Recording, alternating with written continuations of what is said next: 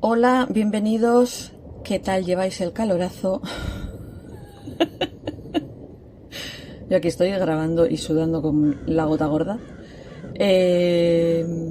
A ver si consigo editar el podcast sin morirme porque hace un calor horroroso en la habitación donde tengo el ordenador.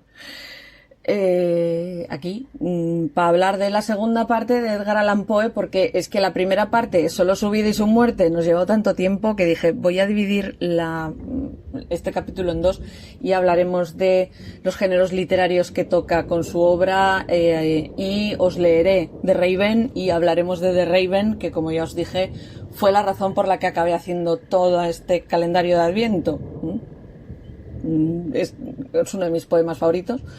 Os lo leeré en castellano, una de mis traducciones favoritas, y porque es que no me atrevo a leerlo entero en inglés. O sea, son 18 estanzas, es muy largo y no me va a quedar bien. Así que, sin más dilación, vamos a hablar de los géneros incluidos dentro de los géneros con los que trabajó Edgar Allan Poe en su obra literaria. Es especialmente conocido, aparte por sus poemas, por los trabajos de ficción que escribió dentro de lo que hoy en día se conoce como el horror gótico, y que se adhiere a la habitual propensión de este género por el gusto por lo psicológicamente intimidante y lo aterrorizante.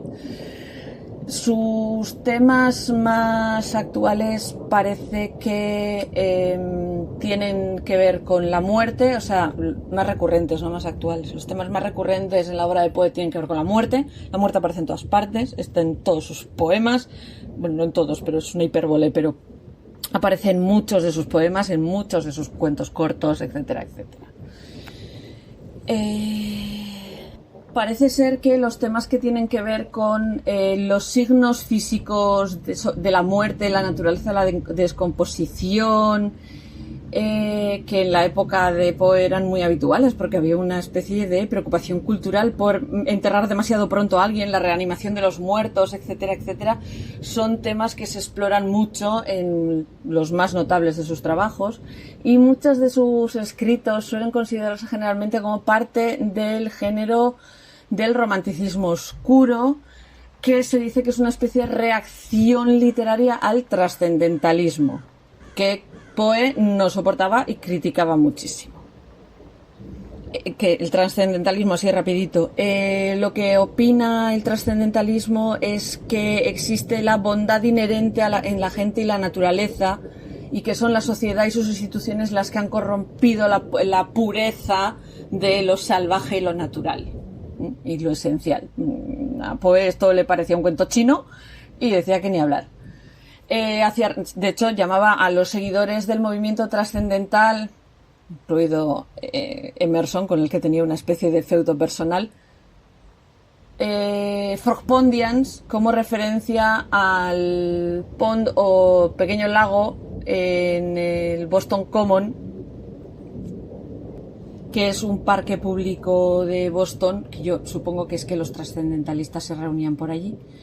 Y el caso es que él los ridiculizaba porque sus escritos estaban locos y llenos de metáforas, metiéndose en referencias oscuras simplemente por ser más listos que nadie, y misticismo por el misticismo.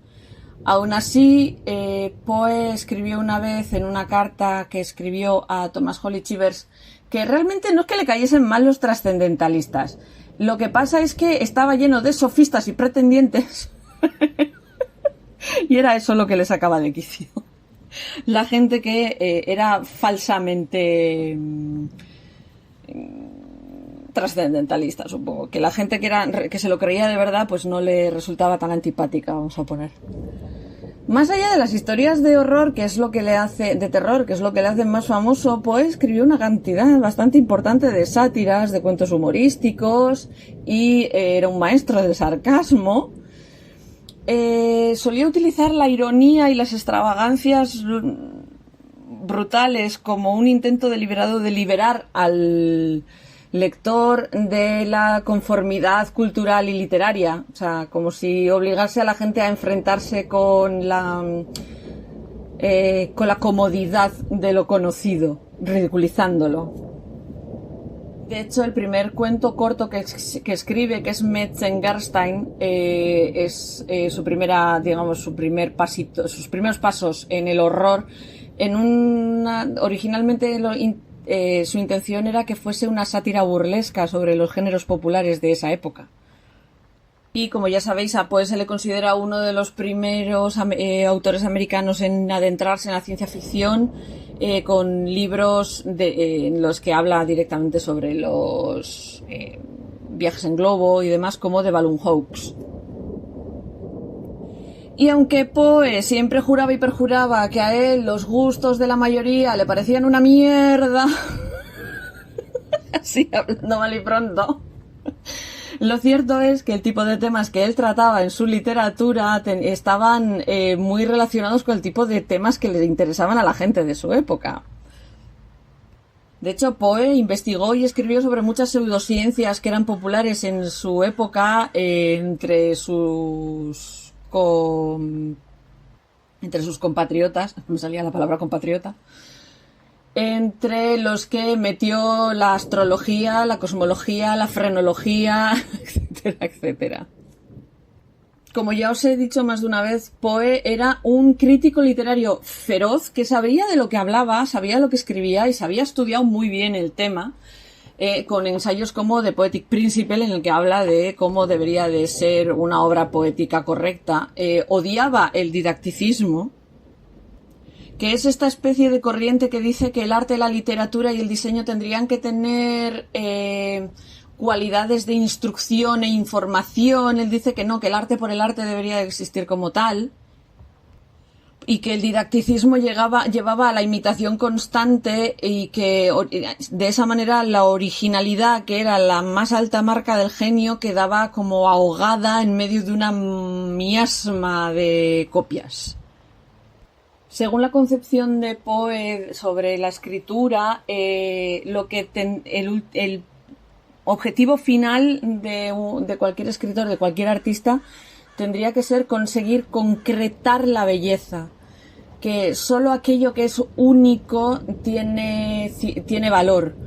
Los trabajos con significados obvios que no tienen nada más, no tienen una corriente subterránea, ya no eran arte.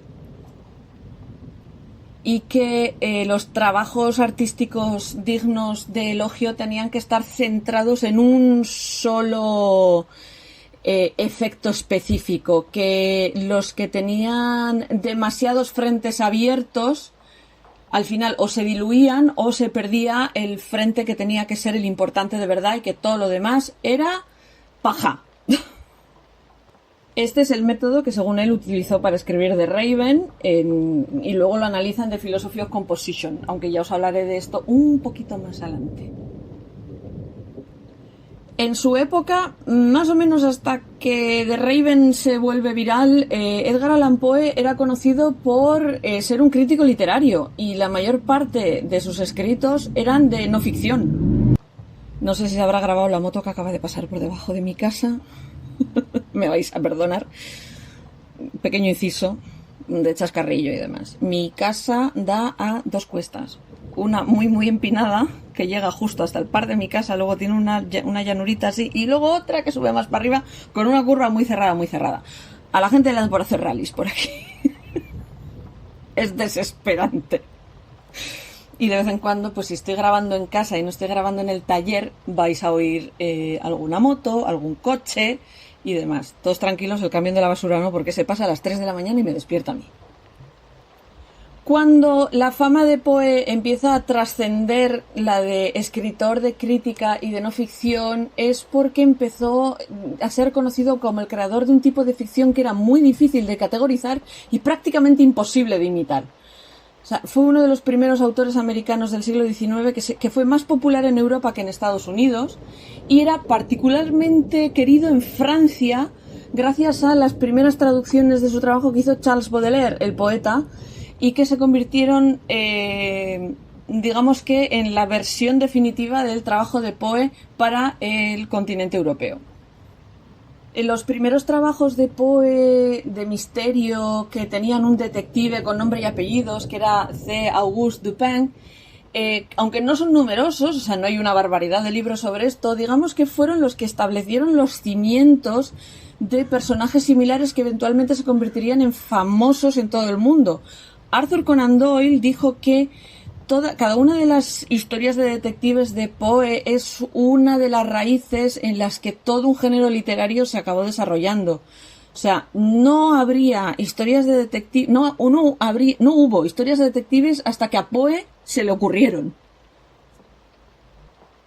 También se han encontrado influencias de Poe en los trabajos de Julio Verne, que escribió una secuela a la novela The Narrative of Arthur Gordon Pym of Nantucket, llamada An Arctic Mystery, también conocido como La Esfinge de los Campos de Hielo, de Julio Verne.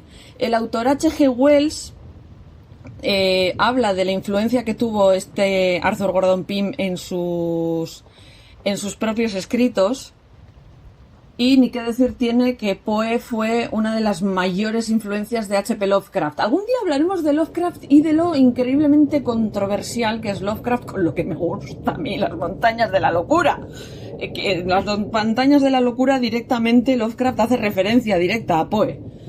El propio Alfred Hitchcock dice que la razón por la que empezó a hacer las películas de suspense fue porque le encantaban las historias de Poe.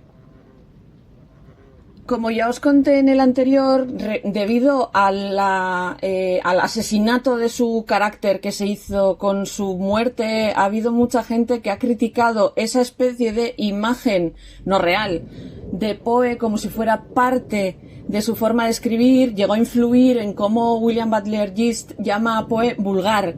Y realmente reducir a Poe a algo vulgar dan ganas de coger e ir a darle de collejas a William Butler Yeats. Y mira que me gusta Yeats, pero es que da...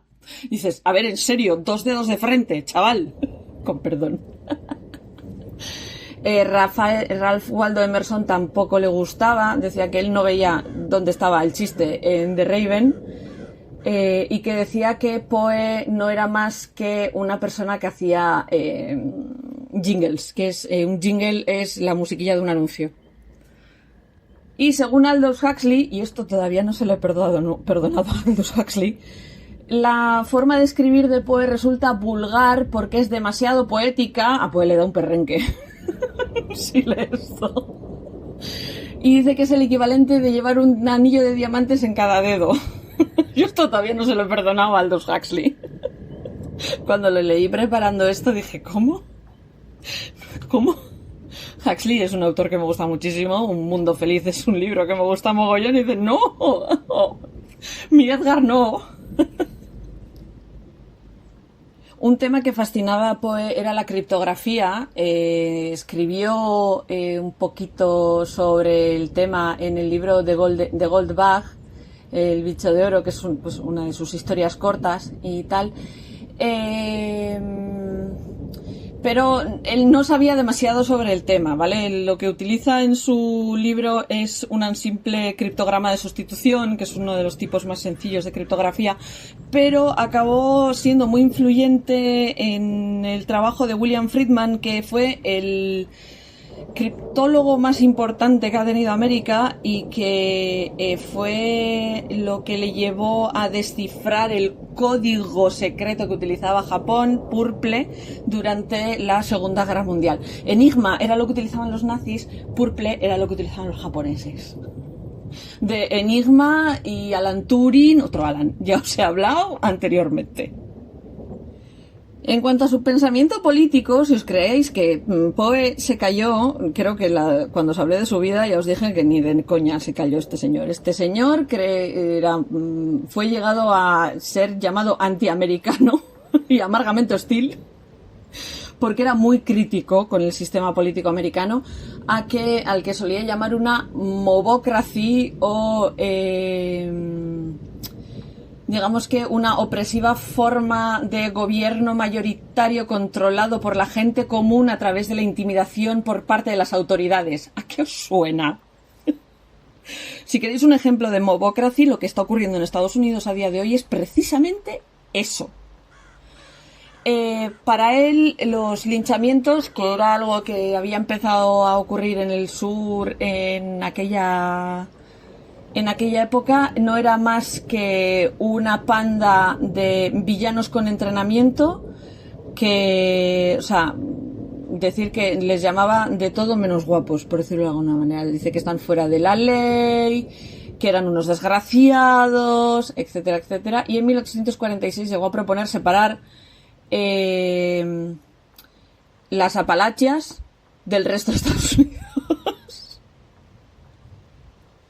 Y nada, antes de meterme con el Cuervo y el análisis literario del Cuervo, invitaros a todos a leeros sus historias cortas. A mí personalmente La Máscara de la Muerte Roja, Los asesinatos de la calle Morgue, El corazón delator, El gato negro, La caída de la casa Asher, es que me estoy viendo la lista, la tengo delante, es que me gustan todas. Si podéis conseguir las historias cortas, os las leéis. Yo tengo un serio problema con la traducción al castellano. La más habitual es la de Julio Cortázar y no me gusta la forma que tiene de traducir Julio Cortázar. O sea, no tengo el problema con Julio Cortázar, tengo el problema con su traducción de Poe. Si entendéis lo suficiente el inglés, leeros a Poe en versión original. Y de poemas, es precioso Annabel Lee, es maravilloso The City in the Sea. Ya os he leído de Raven. Leeros Lenore, porque tiene ciertas cosas en común con The Raven, más allá de que el personaje de la mujer que muere es Lenore. Pero de verdad, echarle un oído también. Si podéis, os los escucháis, merece la pena. Si encontráis a alguien narrando los libros de los poemas de Poe, les echáis una oreja. Annabel Lee es muy cortito, y en su momento me lo sabía de memoria, ahora ya no. Así que bueno, os dejo con The Raven y luego el análisis de The Raven, y espero que os haya gustado. Sí, estoy metiendo el final del capítulo en la mitad del mismo. Que no se diga que no soy anarquista.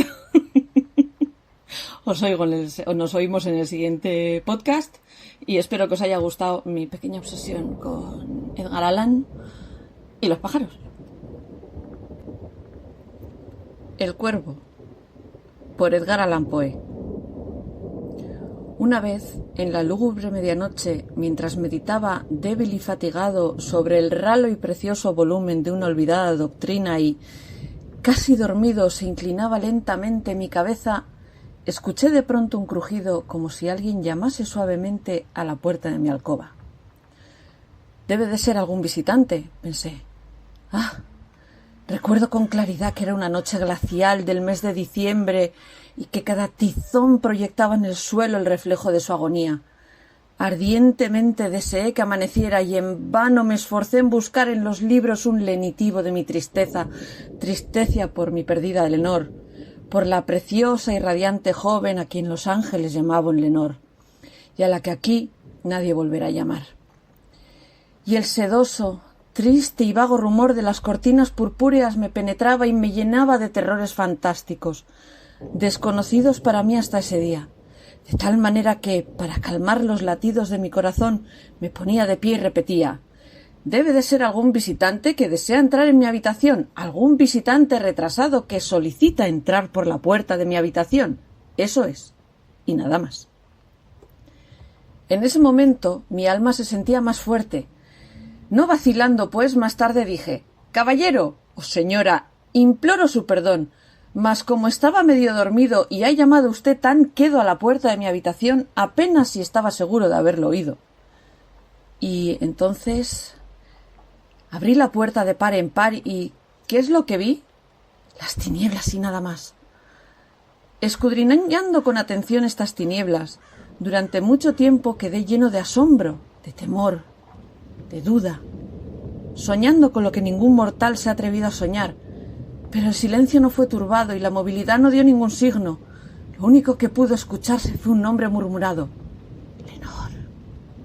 Era yo el que lo murmuraba y a su vez el eco repitió ese nombre. Lenor. Eso y nada más. Vuelvo a mi habitación y sintiendo toda mi alma abrasada, no tardé en oír de nuevo un golpe, un poco más fuerte que el primero. Seguramente, me dije, hay algo en las persianas de la ventana. Veamos qué es y exploremos este misterio. Es el viento. Y nada más. Entonces empujé la persiana y con un tumultuoso batir de alas entró majestuoso un cuervo digno de las épocas pasadas. El animal no efectuó la menor reverencia, no se paró, no vaciló un minuto, pero con el aire de un lord o una lady se coló por encima de la puerta de mi habitación, posándome sobre el busto de Palas, precisamente encima de la puerta de mi alcoba. Se posó, se instaló y nada más. Entonces, este pájaro de ébano, por la gravedad de su continente y por la severidad de su fisonomía, indujo a mi triste imaginación a sonreír.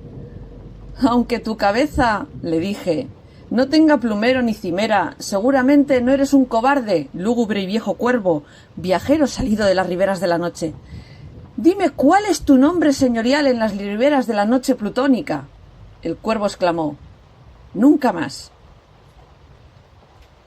Quedé asombrado que hable tan poco amable entendiera tan fácilmente mi lenguaje, aunque su respuesta no tuviera gran sentido ni me fuera de gran ayuda, porque debemos convertir en que nunca fue dado a un hombre ver a un ave por encima de la puerta de su habitación, un ave o un animal sobre una estatua colocada a la puerta de la alcoba y llamándose nunca más.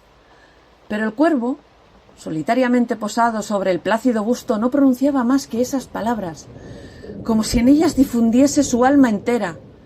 No pronunciaba nada más, no movía una pluma, hasta que comencé a murmurar débilmente.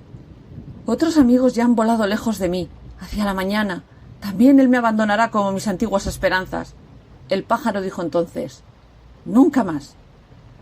Estremeciéndome al rumor de esta respuesta lanzada con tanta oportunidad, exclamé, sin duda lo que ha dicho constituye todo su saber. Que aprendió en casa de algún infortunado a quien la fatalidad ha perseguido ardientemente, sin darle respiro hasta que sus canciones no tuviesen más que un solo estribillo, hasta que el de profundis de su esperanza hubiese adoptado este melancólico estribillo. Nunca, nunca, nunca más. Pero como el cuervo indujera a mi alma triste a oír sonreír de nuevo, acerqué un asiento de mullidos cojines frente al ave, el busto y la puerta. Entonces, arrellanándome sobre el terciopelo, quise encadenar las ideas buscando lo que auguraba el pájaro de los antiguos tiempos. Lo que este triste, feo, siniestro, flaco y agorero pájaro de los antiguos tiempos quería hacerme comprender al repetir sus nunca más. De esta manera, soñando, haciendo conjeturas, pero sin dirigir una nueva sílaba al pájaro, cuyos ardientes ojos me quemaban ahora hasta el fondo del corazón, trataba de adivinar eso y más todavía, mientras mi cabeza reposaba sobre el terciopelo violeta de que su cabeza, la de ella, no oprimirá ya. ¡Ay, nunca más! Entonces me pareció que el aire se espesaba, perfumado por invisible incensario balanceado por serafines, cuyos pasos rozaban la alfombra de la habitación. —¡Infortunado! —exclamé—. Tu Dios te ha enviado por sus ángeles y una tregua y respiro para que olvides tus tristes recuerdos de Lenor. ¡Bebe! ¡Oh, bebe esta deliciosa bebida para que olvides tus tristes recuerdos de Lenor! ¡Bebe y olvida a la Lenor perdida! Y el cuervo dijo, «¡Nunca más!». «¡Profeta!», dije, «ser de desdicha, pájaro o demonio, pero al fin profeta, que haya sido enviado por el tentador, o que la tempestad te haya hecho simplemente caer, naufragar, pero aún intrépido sobre esta tierra desierta, en esta habitación que ha sido visitada por el horror, dime, te lo suplico, ¿existe un bálsamo para mi terrible dolor? ¿Existe el bálsamo de Judea? Di, te lo suplico». Y el cuervo dijo, «Nunca más». «Profeta», dije, «ser de desdicha, pájaro o demonio, pero al fin profeta, por el cielo que se extiende sobre nuestras cabezas, por ese Dios que ambos adoramos, di a esta alma llena de dolor si en el lejano paraíso podrá abrazar a una santa joven a quien los ángeles llaman Lenor. abrazar a una preciosa y radiante joven a quien los ángeles llaman Lenore. El cuervo dijo: «Nunca más». «Que esta palabra sea la señal de nuestra separación, pájaro demonio», grité irguiéndome. «Vuelve a la tempestad, a las riberas de la noche plutónica. No dejes aquí una sola pluma negra como recuerdo de la falsedad que tu alma ha proferido. Deja mi soledad inviolada. Abandona ese busto colocado encima de la puerta. Retira tu pico de mi corazón y precipita tu espectro lejos de mi puerta». El cuervo dijo: «Nunca más». Y el cuervo, inmutable, continuó instalado allí, sobre el pálido busto de Palas, precisamente encima de la puerta de mi habitación, y sus ojos se parecen a los ojos de un demonio que sueña, y la luz de la lámpara, cayendo sobre él, proyecta su sombra en el suelo, y mi alma, fuera del círculo de esta sombra que yace flotante sobre el suelo, no podrá volver a elevarse nunca más.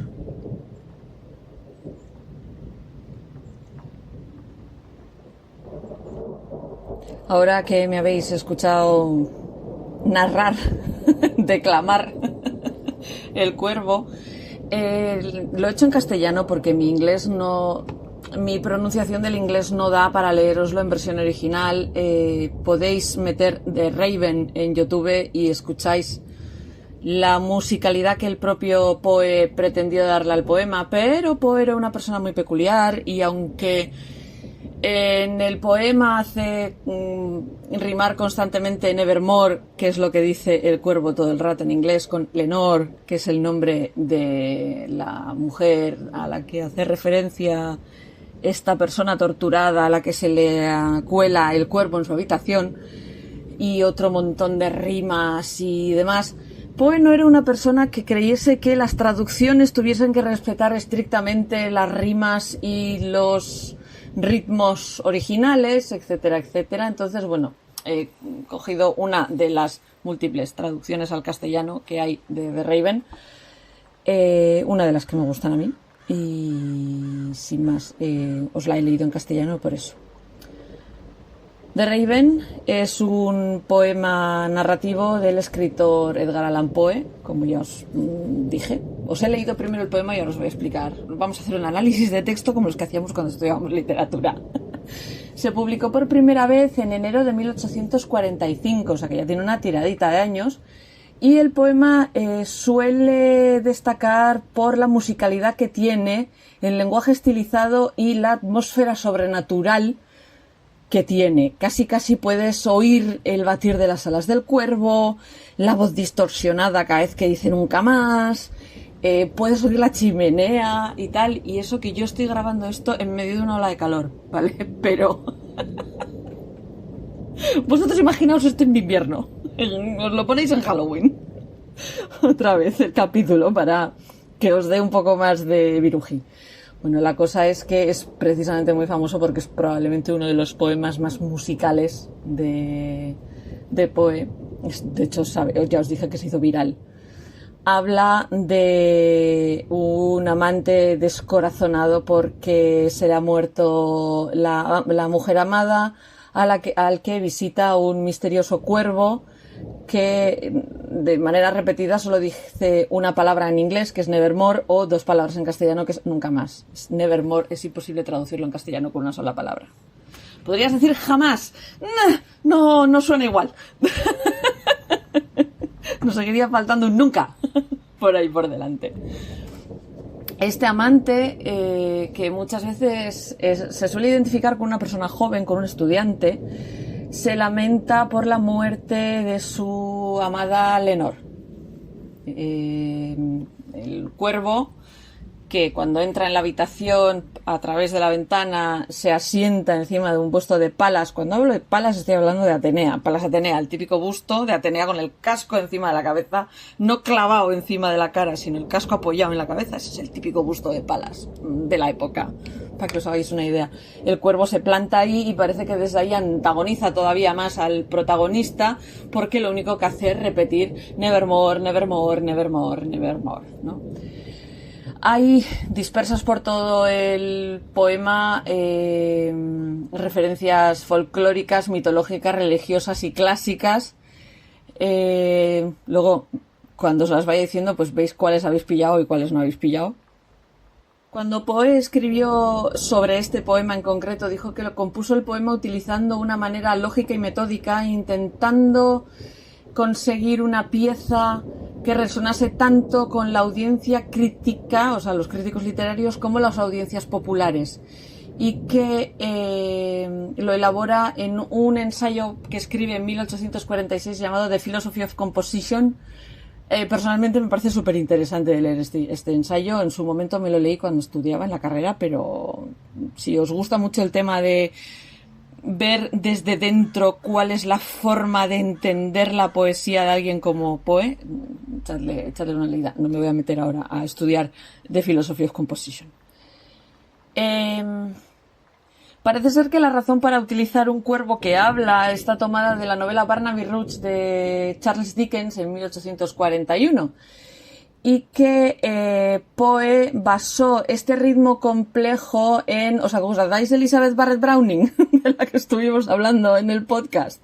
Pues hay un poema de Elizabeth Barrett que es Lady Geraldine's Courtship, que utiliza esta especie de rima interna y las aliteraciones a lo largo de todo el poema para mantener el ritmo de la misma manera que lo hace Poe con The Raven. Si de una de estas me veis llamarle Nevermore al poema, lo siento. The Raven hizo muy popular a Poe en su propia vida, o sea, fue popular en vida gracias a este poema, no fue una cosa de se hizo famoso póstumamente, no, Poe fue popular en vida gracias al poema. Pero eso no quiere decir que supusiese un éxito a nivel financiero. Ya os hablé de la vida de Poe en el anterior capítulo, ya sabéis cómo acabó el pobre y cómo iba este señor de dinero constantemente. El poema pronto fue reimpreso, parodiado, ilustrado, criticado, copiado, etcétera, etcétera.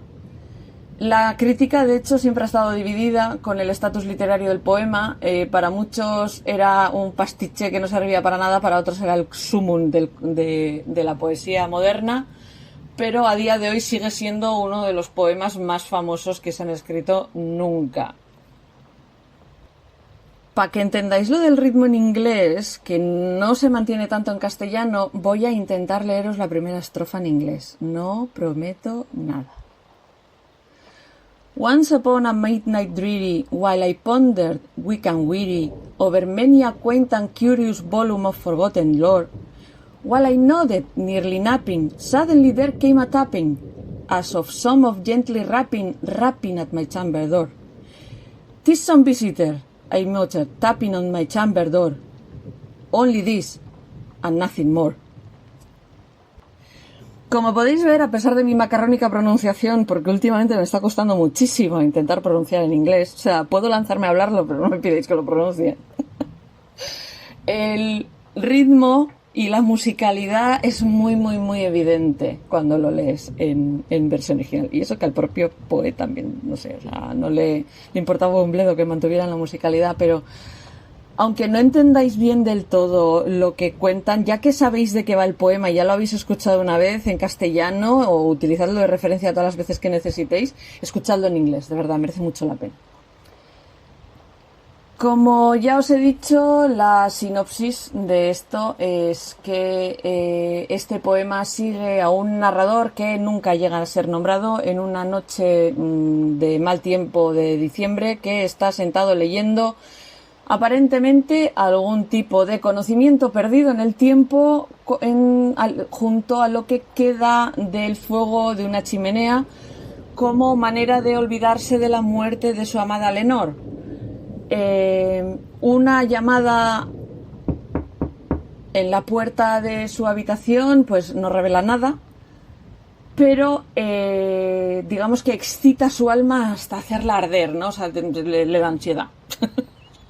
Le da ansiedad. Se vuelve a repetir esta llamada, algo más fuerte, y es cuando se da cuenta de que no viene de la puerta sino de la ventana. Así que es ese momento en el que va a investigar, abre la puerta y un cuervo vuela dentro de su habitación, se cuela dentro de la habitación. El cuervo no le hace ni caso y simplemente vuela hasta posarse sobre un busto de Palas Atenea que hay sobre la jampa de la puerta. O sea, vosotros imaginaros una puerta, pues en la parte de arriba de la puerta, en el dintel, encima, hay un busto de Atenea. Al narrador sin nombre, la disposición del cuervo le hace gracia, o sea, dice que es muy serio, le parece cómicamente muy serio. El hombre le pregunta por su nombre y la única respuesta que le da el cuervo es Nevermore. Y como ya habéis visto, el final de la estrofa es Nothing More. Nevermore aparece prácticamente siempre al final de las estrofas. Es como ¡pum! Corta, ¿no? El narrador razona... se sorprende porque el cuervo puede hablar y... porque tampoco ha dicho nada más, o sea, solo ha dicho esa palabra. El narrador cree que su amigo el cuervo pronto se marchará de su vida como otros amigos que se han marchado antes, clarísimamente haciendo referencia a pérdidas que ha podido tener en su vida o gente que la ha ido abandonando. Y que con esta pérdida de este amigo también se marcharán todas sus esperanzas. Como si el cuervo respondiese a esta actitud, vuelve a decir Nevermore y el narrador razona con que el pájaro ha debido de aprenderse esta palabra Nevermore de algún dueño anterior que no era nada feliz y que es la única palabra que sabe decir. Que digo yo que todo el mundo sabéis que los cuervos pueden llegar a aprender a hablar. No estoy segura de cuántas palabras puede llegar a manejar un cuervo adulto, pero los cuervos aprenden a hablar. No es aprender a hablar un toma y daca como el que podemos tener nosotros, pero aprenden a imitar la voz humana y a repetir las cosas. Y son extremadamente inteligentes. Entonces, pueden saber cuándo tienen que utilizar qué palabras para expresar alguna cosa en concreto. A pesar de todo, el narrador coge la silla, se planta delante del cuervo y está totalmente determinado a saber más sobre el animal. Se queda pensando un rato en silencio y su mente, digamos que mientras está pensando, acaba volviendo a su perdida y adorada Lenore. Él cree que en ese momento, cuando se acuerda de ella, el aire se vuelve más denso y siente la presencia de los ángeles y se pregunta si Dios le está enviando una señal de que es hora de dejar atrás a Lenore. El pájaro, de nuevo, contesta de manera negativa, sugiriendo que nunca podrá librarse de estos recuerdos y de esta memoria. El narrador entonces se enfada, llamando al cuervo a thing of evil y profeta, o sea, enviado del mal, enviado del demonio y profeta. Finalmente le pide al cuervo le pregunta al cuervo si se va a volver a reunir con Lenore en el cielo. Cuando el cuervo responde con su típico Nevermore, el narrador se enfada, llama mentiroso al pájaro y le dice que se vuelva a la plutónica orilla. Pero el cuervo no se mueve. En este momento de la narración del poema, cuando nosotros estamos leyendo el poema, digamos que en el presente, el cuervo aún está sentado sobre el busto de Palas y lanza una sombra sobre el suelo de la habitación y el narrador, que ya ha perdido toda esperanza, se lamenta que de esta sombra su alma no saldrá nunca, jamás. Nevermore. Poe escribió el poema de forma narrativa, sin intentos de alegorías o didacticismos que se podían dar muchas veces en la poesía de la época. El tema principal del poema es el de la devoción sin fin más allá de la muerte, y el narrador experimenta el perverso conflicto entre el deseo de olvidar y el deseo de recordar. Parece que consigue cierto placer al centrarse, al regodearse en esta pérdida, ¿no? y el narrador asume que la palabra nevermore es la única palabra que el cuervo sabe decir, y aún así sigue haciéndole preguntas esperando a que la respuesta sea otra en algún momento. Sus preguntas entonces se vuelven cada vez más negativas y aumentan esa sensación de pérdida, y Poe no nos aclara en ningún momento si el cuervo sabe lo que está diciendo y si realmente está intentando causar esta reacción en el narrador del poema. El narrador empieza estando débil y triste, se vuelve alguien que está echando mucho de menos a alguien y atravesado por el dolor. Después pasa a un frenesí y finalmente a la locura. Uno de los primeros críticos de Poe dice que este poema es un tipo de elegía. Las elegías, ya sabéis que son los poemas, es un subgénero de la poesía lírica que se suele escribir poemas de lamentación, ¿no? Pues que en este caso estamos hablando de un paraclausicirón, del griego paraclausicirón, no vamos a traducir la palabra, ¿para qué? Que es un tipo propio de elegías amorosas, así como parte de la poesía trovadoresca en la que un amante que es extremo permanece junto a la puerta cerrada de la dama a la que ha perdido, de ahí la traducción directa de la palabra, que es para al lado de clausi, cerrar, puerta, cirón, o sea, al lado de la puerta cerrada. Como ya os he dicho, The Raven es un tipo de paraclausicirón, de elegía de paraclausicirón. Esta es la típica pregunta de 50 por 15. Lo dicho, es una forma poética antigua, de la antigüedad grecolatina, que, como ya os he dicho, consiste en el lamento de un amante que se queda al otro lado de una puerta cerrada por el amor de su vida. Esa puerta cerrada puede ser por la muerte, etcétera, etcétera. Según Poe, como ya os he dicho en The Philosophy of Composition, el narrador es un joven estudiante, alguien que se dedica a estudiar la antigüedad clásica o algo así, y se sugiere que el narrador está leyendo libros sobre mitos y leyendas, y también hace referencia a Palas Atenea, la diosa griega de la sabiduría, por el busto. Puede ser que los libros que esté leyendo sean precisamente sobre mitología griega. Está leyendo a altas horas de la noche.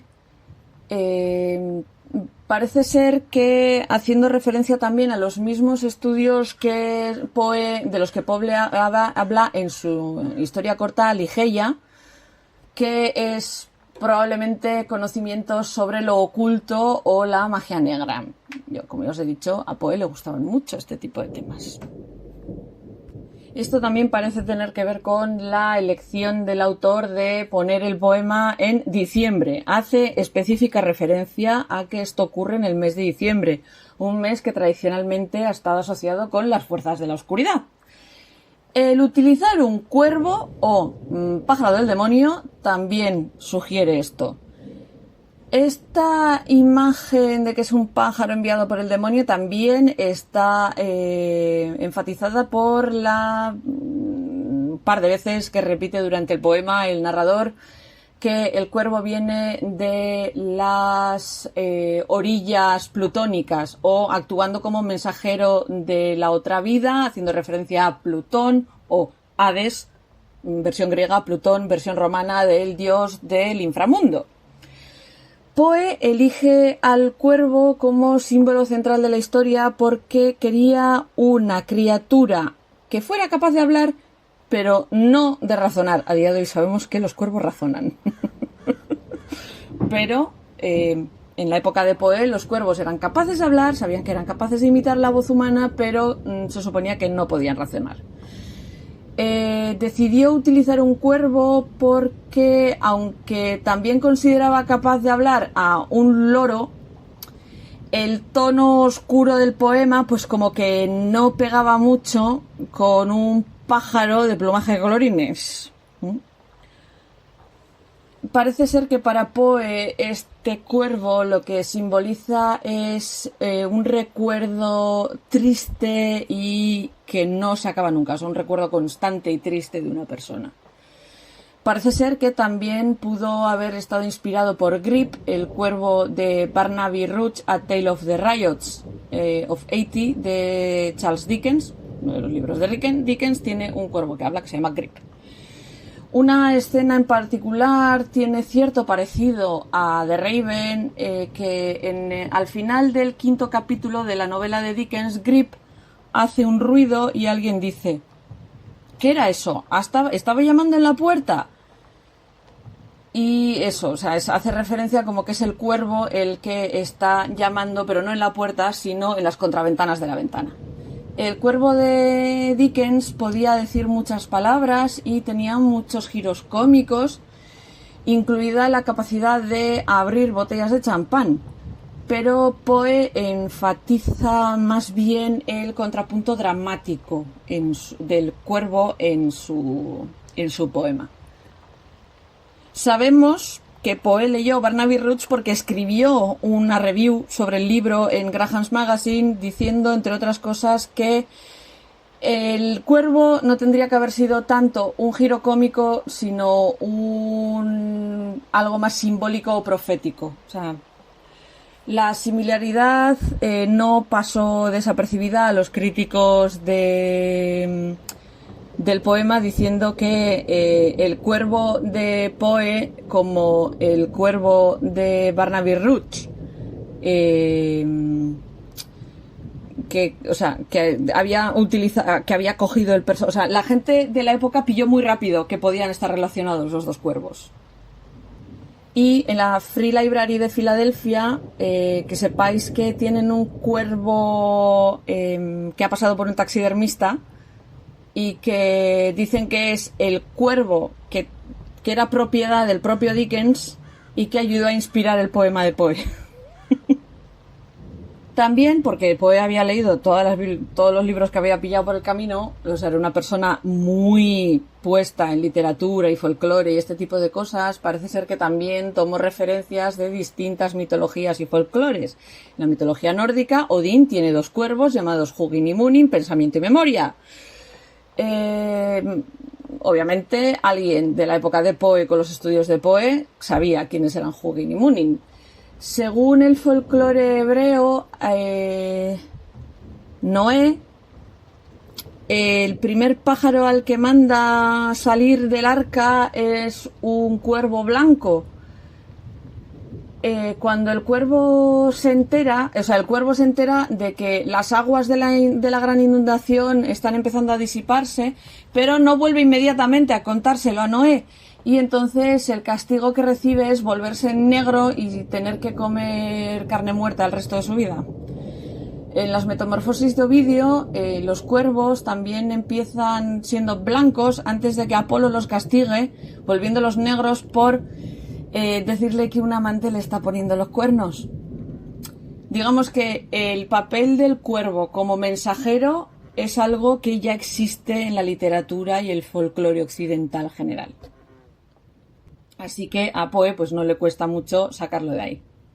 En el poema también se menciona el bálsamo de Gilead como referencia al libro de Jeremías, Jeremías 8.22 en la Biblia, que dice que no hay bálsamo en Gilead, no hay un médico aquí. ¿Por qué entonces la salud de mi hija, de la hija de mi gente, no se ha recuperado? No, traducción directa del inglés, no esa, perdona, tengo las referencias en inglés. En ese contexto, el bálsamo de Gilead hace referencia a una resina que se utilizaba para propósitos médicos, sugiriendo tal vez que el narrador necesita curarse de algo después de haber perdido a Lenor. También es cierto que en la propia Biblia hay otra referencia a Elías, que era de Gilead, siendo alimentado por cuervos durante un periodo de sequía. En cuanto a la estructura, el poema está compuesto por 18 estanzas de 6 líneas cada una. Generalmente está escrita en una métrica de octámetro de ritmo trocaico. Quedaros con el nombre. Básicamente un octómetro de ritmo trocaico es un tipo de métrica que tiene 8 pies por línea. Cada pie es una sílaba acentuada seguida por una sílaba sin acentuar. Es una rima que se usa muy poquito, muy poquito, muy poquito. ¿Sabéis cuál es la obra más famosa de octámetro trocaico? El Cuervo. Así que bueno, pues eso. Es este tipo de métrica un poco enrevesada como ella sola. Ya habéis oído la musicalidad que tiene. La primera línea, por ejemplo, empieza... las marcas están eso, como ya os he dicho, el esquema de la rima es A, B, C, B, B, B, o A, B, C, C, C, B, B, B. Los que habéis estudiado en literatura sabéis que cómo se dan las rimas. La del soneto será probablemente la que más os suene. Que por lo menos yo cuando me aprendí literatura me tuve que aprender el A, B, C, D, C, D, E, F, G. Me lo tuve que aprender de memoria. Que sepáis que lo he revisado, Es pentámetro iámbico. Los sonetos de Shakespeare están todos escritos de esta manera. Todos los que hemos tenido que estudiar literatura en algún momento nos hemos aprendido cómo están organizados los sonetos. O sea... Pues eso, el de Raven tiene el esquema de rima que os he dicho justo antes, ¿vale? En todas las estanzas, en las líneas B, todas las rimas, las palabras que hacen la rima con la palabra nevermore. Y hacen el énfasis en la última sílaba, son lo que se conoce como catalécticas. El poema hace un uso muy heavy, muy bestia de las aliteraciones. Dreaming dreams y ese tipo, eso es una aliteración, ¿vale? Sueños que se sueñan, ese tipo de cosas. Como ya os he dicho, Poe basó la estructura de The Raven en la complejísima rima y ritmo de Lady Geraldine's Courtship de Elizabeth Barrett Browning. Poe había revisado el trabajo, había criticado, cuando digo criticado, crítica de crítica literaria, no crítica de ponerla a parir, de Barrett en enero de 1845, que es, os recuerdo que es cuando escribe The Raven, y decía que su inspiración poética, la de Elizabeth Barrett, era una de las más altas que había visto y que él no concebía a nadie que escribiera poemas mejor que Elizabeth Barrett Browning. Que su sentido del arte es el arte puro sobre sí mismo. O sea, era un fanboy de cuidado, como diríamos hoy en día.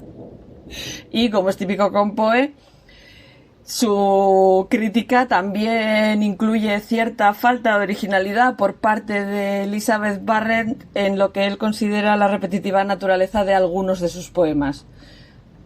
Pero, sobre Lady Geraldine's Courtship dice que nunca había leído un poema que combinase tan bien una pasión fiera con la más delicada de las imaginaciones. Esta es la crítica que hace Poe del poema. Vais y lo leéis. El cortejo de Lady Geraldine. En el ensayo de The Philosophy of Composition, Poe explica por qué cada componente del poema del Cuervo está basado en la lógica. El Cuervo entra en la habitación para evitar una tormenta. El Midnight Dreary in Bleak December a lo que hace referencia es estamos a medianoche y van a caer chuzos de punta, me meto a cubierto. Y se queda sobre el pálido busto blanco para crear ese contraste con el pájaro oscuro y negro. No hay ni un aspecto del poema que fuese un accidente, según él, y se basa en el control total del autor por lo que está contando. Incluso el utilizar nevermore dice que es porque el efecto que tienen los sonidos vocálicos largos de nevermore que os hagáis una idea de lo que quiere decir con eso, ¿no? Que parece ser que tomó como inspiración de los trabajos de Lord Byron y Henry Wadsworth Longfellow, que tendrían mucha tendencia a hacer también esas rimas con palabras, que se arrastraba la palabra. Respecto al tema, el propio Poe dice que lo eligió porque la muerte de una bella mujer es incuestionablemente el tema más poético del mundo. Y que contarlo a través de los labios de el amante que se ha quedado atrás, que está guardando el luto, pues tiene el mayor efecto todavía. Más allá de la poética de todo esto, parece ser que esta tal Lenore parece que es que tomó inspiración de eventos de su propia vida, del propio Poe, que puede ser por haber perdido siendo muy muy niño a su madre, Eliza Poe, o por la larguísima enfermedad que sufrió su mujer Virginia. Al final, Poe consideraba The Raven como un experimento para intentar quedar bien con la crítica y con el público y para que fuese accesible tanto para la gente de a pie como para la gente literata más pedante, por decirlo de alguna manera. No sabemos cuánto tiempo estuvo Poe trabajando en El Cuervo. Hay quien dice que lo escribió en un solo día y hay quien dice que se tiró 10 años escribiéndolo. Poe recitó un poema que se cree que puede ser una primera versión con un final alternativo a El Cuervo en 1843 en Saratoga, en Nueva York. Y que esa primera versión, en vez de tener... Y que hay otra primera versión que en vez de tener un cuervo tenía un búho. En verano de 1844, cuando es bastante probable que fuese cuando se escribió el poema, así que vamos a pensar que Poe escribió el poema como nosotros ahora, sudando del calor. Poe, su mujer y su suegra estaban en una granja en Nueva York.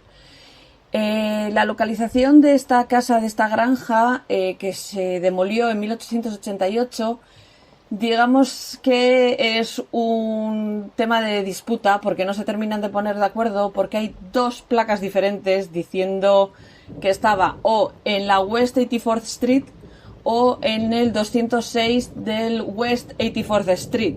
O sea, no se terminan de poner de acuerdo cuál es el sitio exacto donde se escribió El Cuervo. Como ya os he dicho, The Raven fue viral para la época y hizo que Edgar Allan Poe se convirtiese en un nombre que reconocía a todo Dios y lo convirtió en una celebridad a nivel nacional. Los lectores empezaron a identificar al poema con el poeta y Poe se ganó el mote de El Cuervo. El poema fue, como ya os he dicho, ampliamente reimpreso, imitado y parodiado, y aunque hizo a Poe muy muy popular en su día, no le llevó a tener, digamos que, éxito financiero, por decirlo de alguna manera, que de hecho se llegó a lamentar de que no hizo apenas dinero aparte del poema y que es tan pobre ahora como lo había sido en cualquier momento de su vida. Y que sepáis que la propia Elizabeth Barrett escribió a Poe diciéndole que su cuervo había causado sensación, incluso horror en Inglaterra, y que algunos de sus amigos se habían asustado con la musicalidad del poema y que había gente que no podía escuchar la palabra nevermore sin sentir miedo. La popularidad de Poe resultó en invitaciones para recitar The Raven y para explicar su proceso en reuniones sociales públicas y privadas. Y que cuando leía el poema para la gente, pues se lo tomaba muy en serio y que decía que hacía todo un evento del tema, ¿no? Que solía pedir que se bajase la luz de las lámparas hasta que fuera casi oscuras. Se solía poner en el centro de la habitación en la que iba a recitar y que con una voz muy melodiosa la recitaba y que conseguía arrastrar a la gente que estaba escuchándolo hasta dejarlos sin aliento, como si tejiese un hechizo con las palabras que hacía que la gente no respirase hasta que no terminaba de leer y ¡pum!, explotaba. Que sepáis que el que fue presidente de Estados Unidos, Abraham Lincoln, se leyó y se aprendió de memoria The Raven. Y que William Butler Yeats odiaba el ritmo del poema.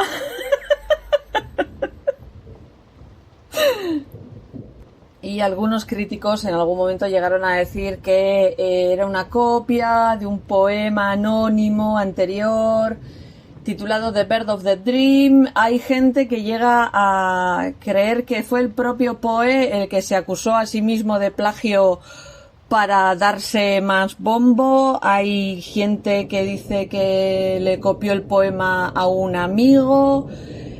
Nunca ha quedado claro. La cosa es que The Raven es el poema que conoce todo el mundo.